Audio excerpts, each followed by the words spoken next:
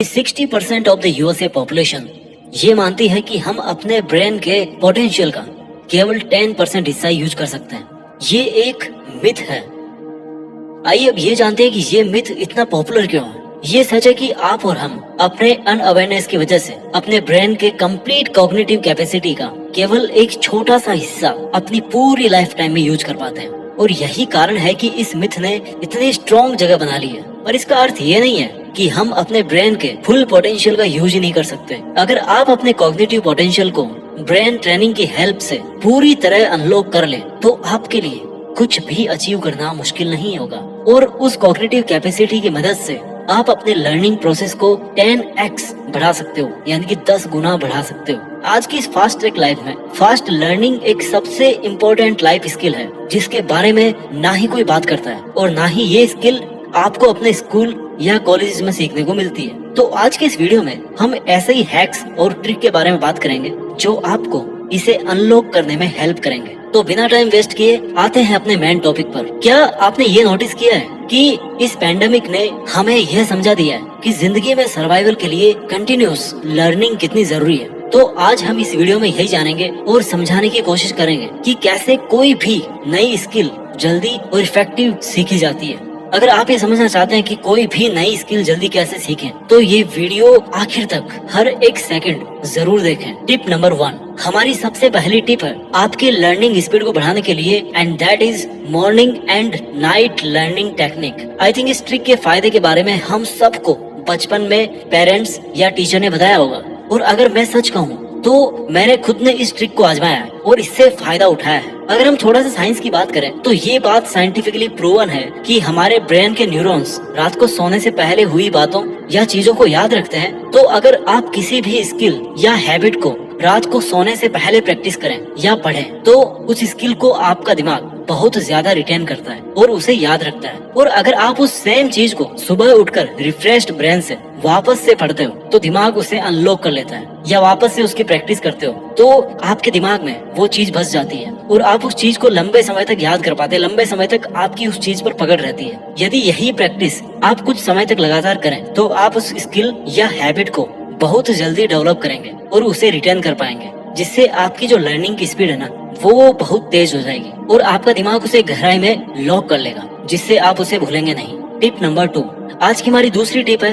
100% focused learning and practice. आप में से ज्यादातर लोग कोई नई स्किल सीखने को तो उत्सुक रहते हो, पर उसकी प्रैक्टिस नहीं करते हो, और यही कारण है कि कुछ भी ब्रेन में रिटेन करना मुश्किल होता है। लर्निंग की स्पीड बढ़ाने के लिए सीखना, प्रैक्टिस और इम्प्लीमेंटेशन करना बहुत जरूरी होता है। हमारे साइंटिस्ट भी कहते हैं कि आपका सीखना, यानी कि आपका जो इनपुट है, दैट शुड बी 40%, और जो आपकी प्रैक्टिस है, यानी कि जो प्रैक्टिकल काम आप कर रहे हो, आप उसको इम्प्लीमेंट कर रहे हो, जो आपका आउटपुट है, दैट शुड बी 60%, यानी कि आपकी प्रैक्टिस ज्यादा मायने रखती है। और यही प्रोसेस आपके लर्निंग को स्पीड अप कर सकता है। लर्निंग के लिए 100% फोकस क्यों जरूरी है, इस बात को अगर एक एग्जाम्पल के जरिए पे समझे तो ज्यादा बेहतर समझ में आएगा। क्या आपको याद है कि जब बचपन में आप साइकिल चलाना सीख रहे थे और आपका ध्यान डिस्ट्रैक्ट हो जाता था, तो आपकी साइकिल लर्निंग प्रोसेस ब्रेक होती थी और आप शायद एक छोटे से एक्सीडेंट का शिकार भी हो जाते होंगे। यही थ्योरी हमारे लाइफ लॉन्ग लर्निंग पर भी अप्लाई होती है। अगर आप अपनी लर्निंग पर 100% फोकस नहीं करेंगे और डिस्ट्रैक्ट होंगे, तो आप किसी भी हैबिट को या स्किल को ना तो फास्ट सीख पाएंगे और ना उस लर्निंग को आप रिटेन कर पाएंगे। इस ट्रिक का सेकंड पार्ट है प्रैक्टिस एंड इम्प्लीमेंटेशन। इसके अलावा हम दूसरा एग्जांपल ड्राइविंग का लेंगे। अगर आप ड्राइविंग से रिलेटेड सारी थ्योरी सीख और समझ आते हो, पर प्रैक्टिस ही नहीं करते हो, तो आप कार चलाना सीख पाएंगे? इसका आंसर यही है कि आप नहीं सीख सकते। कोई भी लर्निंग प्रैक्टिस और इम्प्लीमेंटेशन की डिमांड करती है। अगर आप कोई भी स्किल, हैबिट या इंस्ट्रूमेंट सीख रहे हैं और उसकी लर्निंग को कहीं इम्प्लीमेंट नहीं कर रहे हैं, उसको यूज नहीं कर रहे हैं, उसकी प्रैक्टिस नहीं कर रहे हैं, तो आपकी जो लर्निंग है ना, वो इनकम्प्लीट रहेगी, कमजोर रहेगी। आप ना तो उसको रिटेन कर पाएंगे और ना ही उसको रिकॉल कर पाएंगे। आज की ट्रिक नंबर 3 है रिफ्लेक्टिव टीचिंग। ये भी रिसर्चर्स और स्कॉलर्स के द्वारा बताया गया है कि अगर आप कोई नई चीज सीख रहे हैं और आप उसे किसी दूसरे को समझाते हैं या सिखाते हैं, तो आप उस लर्निंग को रिटेन और रिकॉल करने की अपनी जो ब्रेन पावर है, उसको आप इंक्रीज करते हैं। ये प्रोसेस आपके उस सब्जेक्ट मैटर के स्किल को डेवलप करने के साथ ही आपके अंदर एक स्ट्रॉन्ग लाइफ स्किल भी इम्प्रूव करती है, क्योंकि ये जो नॉलेज शेयरिंग है वो आपको उस सीखे हुए स्किल पर रिफ्लेक्ट करने में हेल्प करती है, और रिफ्लेक्शन किसी चीज को जल्दी सीखने का एक की फैक्टर होता है। रिफ्लेक्टिव टीचिंग या लर्निंग बाय टीचिंग के इस मेथड को इस नाम से भी जाना जाता है जो आपकी स्क्रीन पर है। मैं आपसे ये चैलेंज भी कर सकता हूँ कि आपने कभी ना कभी ये जरूर सुना होगा कि सीखने का सबसे अच्छा और सरल तरीका उसे दूसरों को सिखाना होता है। रिचर्ड फेनमैन के अनुसार अगर आप किसी कॉन्सेप्ट को किसी 5 साल के बच्चे को ना समझा सकते हैं तो उसका अर्थ है कि आप उस सब्जेक्ट को खुद मास्टर नहीं कर पाए।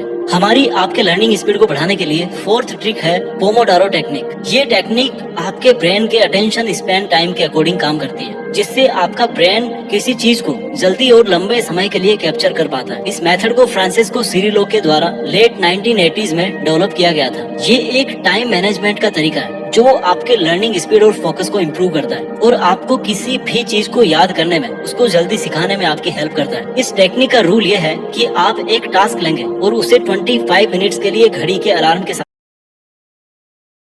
एसआईपी की शुरुआत करना चाहते हो, आप ऑटोमेटिकली अपने महीने के सेविंग्स को एसआईपी में इन्वेस्ट कर सकते हो। सिर्फ 500 रुपए के साथ आप अपनी के साथ में करेंगे। उसके बाद आपको 5 मिनट का ब्रेक लेना होगा। ये पैटर्न आपको 4 बार रिपीट करना पड़ेगा और उसके बाद में आपको 30 मिनट का एक लंबा ब्रेक लेना पड़ेगा। इस तरीके को फॉलो करने से और एक शॉर्ट टाइम स्पेन के लिए पूरे फोकस के साथ किसी एक चीज को करने से आपका ब्रेन उसे अच्छे से रिटेन करता है और ये आपकी लर्निंग प्रोसेस को इम्प्रूव करता है। ये मेथड मल्टीटास्किंग की जगह सिंगल टास्किंग को इम्पोर्टेंस देता है। हमारी 5th टेक्निक का नाम है चंकिंग या learning by micro to macro.